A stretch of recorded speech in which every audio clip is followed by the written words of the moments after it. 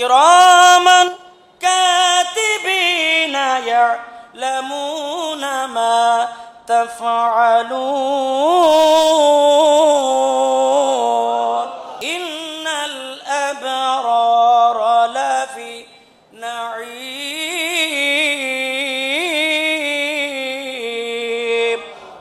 কুরআনুল কারীমের সূরা ইনফিতারের মধ্যে আল্লাহ বলেন, ইন্নাল আবরারা লাফি নাঈম, নিশ্চয় যারা ভালো কাজ করে, সৎ কাজ করে নেওয়ালা ব্যক্তির জন্য সুখ স্বাচ্ছন্দ্য এবং পুণ্যবান ব্যক্তিদের জন্য আল্লাহর পক্ষ থেকে বড় নিয়ামত এবং শুভ সংবাদ আছে।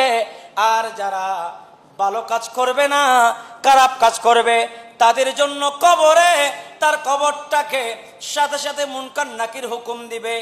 এই কবরের মাটি সাথে সাথে থাকে, এক পাশের মাটি আর এক পাশের মাটিকে এমন ভাবে চাপ দিবে তার শরীরের অবস্থা ভয়ানক হয়ে যাবে। আর যদি বান্দা মুমিন হয়, বান্দা যদি ইমানদার হয়, ওই বান্দাকে তার কবরটাকে 70 গুণ প্রশস্ত করে দেওয়া হবে, তার কবরের মধ্যে নিয়ামত দেওয়া হবে।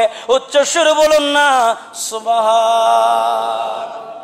আল্লাহ আমাদেরকে কবর বুঝার তৌফিক দিক। আরো জোরে বলে, কবরকে ভয় করার দরকার আছে না নাই? আরো জোরে বলেন, আছে না নাই? এজন্য আজকের খুতবার মধ্যে কিছু কিছু কথা বলা হয়েছে, যে কথা আমাদেরকে শিক্ষা নিতে হবে। বলে, গরু যদি জানতো তার পরের অবস্থা কি, গরু আর কখনো ঘাস খেত? লো তালামুল বাহাইম ইলা আখিরিল হাদিস। এই হাদিসে বলা হয়েছে, যদি একটা পশু জানতো তার পরের অবস্থা কি, তাহলে সে ঘাস খেত না। এরপরে যদি মানুষ জানতো তার অবস্থা কি হবে কবরে, হাসরে, ফুলসিরাতে, তখন সে কখনো হাসতো না, সে কাঁদতেই থাকতো। আমার ভাইয়েরা, এরপরে বলা হয়েছে যে আমাদেরকে মৃত্যুকে বেশি বেশি স্মরণ করতে হবে। আমার ভাইয়েরা, কবরে দেওয়ার সাথে সাথে তার নীল কালারের চোখওয়ালা দুজন ফেরেশতা আসবে। আসার সাথে সাথে তাদের অবস্থা বড় ভয়ানক হয়ে যাবে। ওই নীল কালার চোখওয়ালা জিনারা, তিনারা হচ্ছেন মুনকার এবং নাকির। মুনকার এবং নাকির। তো মুনকার নাকিরের ব্যাপারে রাসূলুল্লাহ সাল্লাল্লাহু আলাইহি সাল্লামের বিশাল একটি হাদিস আছে, ইজা কুবিরাল মাইয়িতু আও ক্বালা আহাদুকুম আতাহু মালাকানে আসওয়াদানে আজরাকানে ইউকালু আহাদিহিমা আল মুনকার ওয়া আখির আন নাকির। আল্লাহু আকবার। হাদিসে মুবারকার মধ্যে বলা হয়েছে যে দুজন ফেরেশতা আসবে, আসওয়াদানে আজরাকানে, তাদের ওই ফেরেশতাদের নাম কি হবে? একজনের নাম হবে আল মুনকার আখির, আর দ্বিতীয়টার নাম হবে নাকির।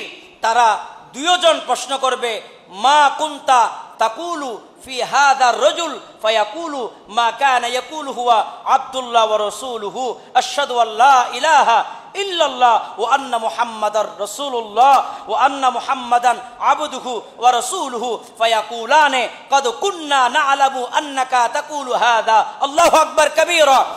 এই হাদিসের ইবারতে বলা হয়েছে, মানুষ যদি ইমানদার হয়, সে সাথে সাথে বলে দিবে, ইনি হচ্ছেন আমাদের রাসূল। সুবহানাল্লাহ বলে, ইনি হচ্ছেন আমাদের রাসূল। আর যদি মানুষটা বদকার হয়, মানুষটা যদি গাদ্দার হয়, মানুষটা যদি গোস্তাক হয়, মানুষটা যদি রাসূলুল্লাহ সাল্লাল্লাহু আলাইহি ওয়াসাল্লামের শানে যদি গোস্তাকি করার মতো মন মানসিকতা থাকে, সে কিন্তু সেখানে উত্তর দিতে পারবে। এখন প্রশ্ন হচ্ছে, উত্তর দিতে না পারলে তার অবস্থা কি? সে কোথায় যাবে? জান্নাতে, জান্নাত পাবার সম্ভাবনা আছে নাকি? কথা বলেন। রাসূলের প্রশ্নে যদি উত্তর দিতে না পারেন, সে কি জান্নাত পাবে নাকি পাবে না?